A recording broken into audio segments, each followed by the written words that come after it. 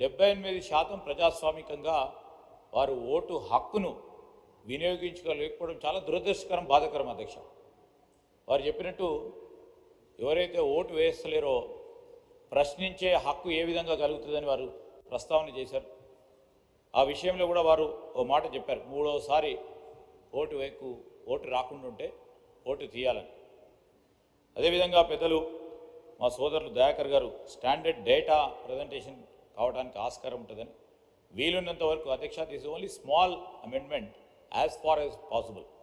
ఎన్ని రోజులు, ఎందుకంటే 60 days ముందు కాక కొన్ని సందర్భాల్లో రాష్ట్ర ప్రభుత్వం నిర్ణయం తీసుకొని 20 రోజుల ముందు 30 రోజుల ముందు ఎన్నికలకు సంబంధించిన నోటిఫికేషన్ ఇచ్చేటప్పటికి ఆ నోటిఫికేషన్ కంటే ఒక రోజు ముందు కూడా నమోదు చేసుకున్న వారికి కూడా ఒక అవకాశం కల్పించాలనే ఒక సదుద్దేశంతో ఓటర్కి చేస్తున్న ఆలోచన. మరి దయాకర్ గారు వన్ ఓటర్ ఈరోజు అర్బన్ ప్రాంతం నుంచి ఇక్కడ ఓటు పెట్టుకొని గ్రామీణ ప్రాంతంలో ఒక్కొరికి ఓటు ఉన్నదో లేదో కొన్ని సందర్భాల్లో అట్లా రిపీట్ అవుతాను అధ్యక్ష.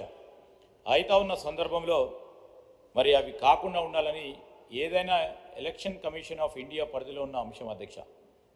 ఇది మీ అందరికి కూడా తెలుసు అధ్యక్ష, మీరందరికీ కూడా ఎలక్షన్ కమిషన్ ఆఫ్ ఇండియా పరిధిలో ఉండేది, దాని కిందనే స్టేట్ ఎలక్షన్ కమిషన్.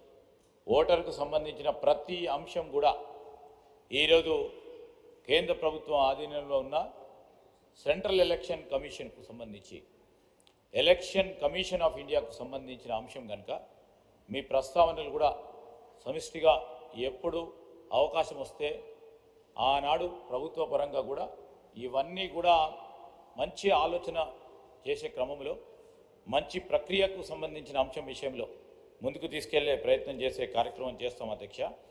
మరి ఎలక్షన్ టైంలో ఎలక్షన్ కమిషన్ ఓటర్లకు అవగాహన కార్యక్రమం రెగ్యులర్గా కూడా చేపట్టడం జరుగుతున్నప్పటికీ అనేక సందర్భంలో మనం కూడా చూస్తూ ఉన్నాం అధ్యక్ష, మీరు అనేక సందర్భాల్లో కూడా ఈ అవేర్నెస్ క్యాంపెయిన్లో పాల్గొన్నారు. దీని ప్రకారం ఓటింగ్ శాతం పెంచాలని అనేక సందర్భాల్లో ప్రయత్నం చేస్తూ ఉన్నాం.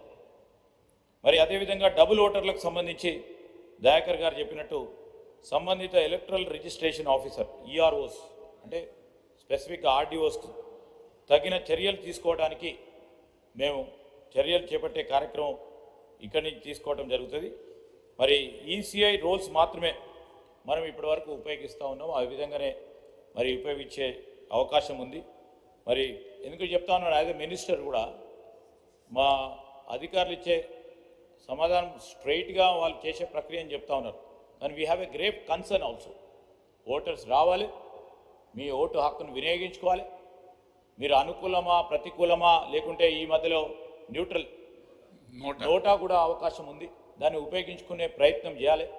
మరి ఈ సందర్భంలో పెద్దల సభ ఇది, పెద్దల సభకు సంబంధించిన ఈ ప్రస్తావన వచ్చినప్పుడు కూడా సీరియస్గా సిటిజన్స్ కూడా దీన్ని సీరియస్గా కన్సిడర్ చేస్తానని నా అభిప్రాయం అధ్యక్ష.